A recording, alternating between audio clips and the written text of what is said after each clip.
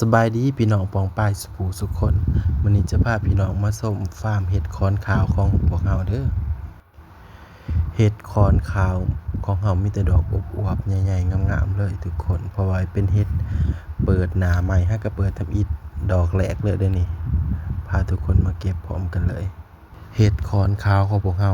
เก็บมีแต่ดอกอ่อนๆเลยทุกคนบ่ได้ปาให้บานเลยเบิ่งตามคลิปเด้อเฮาเก็บมีแต่ดอก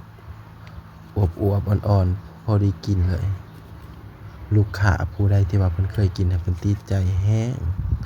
เพิ่นว่าของเราหันแซ่บดีบ่คือของตลาดเพิ่นว่ามันดอกจากบ้านบ่คือซื้อสดจากฟาร์มเราลูกค้านี่จองไว้เลยเดี๋ยวนี้ต้นที่ว่าตัดนี่เก็บแล้วก็ไปส่งให้เพิ่นเลย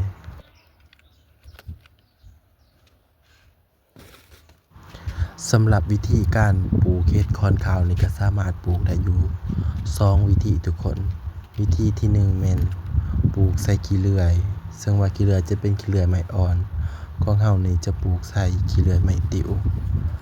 และวิธีที่2ก็คือปลูกใส่ค้อนไม้บ่ว่าจะเป็นค้อนม่วงค้อนงิ้วค้อนยางพาราก็สามารถปลูกได้เด้อทุกคน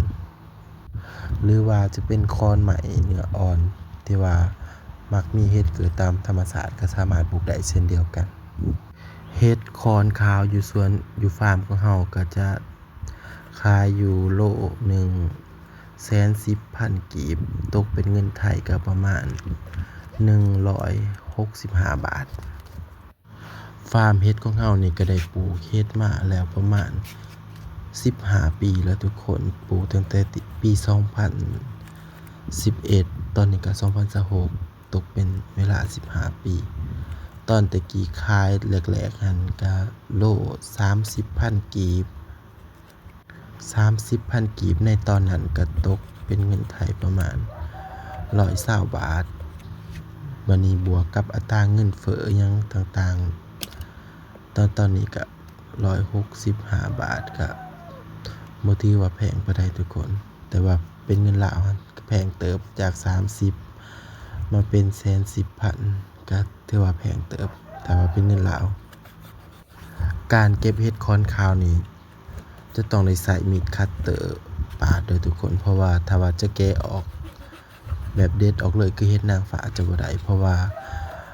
อันนั้นกาฬเห็ดมันจะเหนียวมันจะดึงให้เห็ดให้หนาเห็ดแตกเห็ดให้ก้อนเห็ดเราเสียหายในช่วงแรกๆประมาณ3 เดือนทำอิฐนี่จะต้องได้ใช้มีดปาดเอาแบบนี้แหละทุกคนหลังๆจากนั้นเวลาโฮดน้ำไปหลายๆโดนๆประมาณหลังจาก3 เดือนไปประมาณ4 เดือน5 เดือนเราจะสามารถแกะเอาได้เลยมือเด็ดเอาเลยโดยที่บ่ต้องใช้มีดก็ได้ก้อนเห็ดขอนขาวที่เราเก็บอยู่นี่เราสามารถเก็บเห็ดได้ให้ผลผลิตได้ประมาณ6 เดือนขึ้นอยู่กับว่าการบำรุงรักษาการรักษาอนามัยของเราบ่ให้เห็ดเราติดเชื้อหรือว่าบ่ให้เห็ดเราเน่าช่วงแรกๆนี่เราสามารถรดน้ำได้หลายเลยทุกคนหลังจาก 3-4 เดือนไปแม่นรดมื้อละเทื่อก็ได้และนี่ก็คือหน้าตาของเห็ดที่เราเก็บมาได้เราจะไปส่งลูกค้าได้ประมาณ2 โล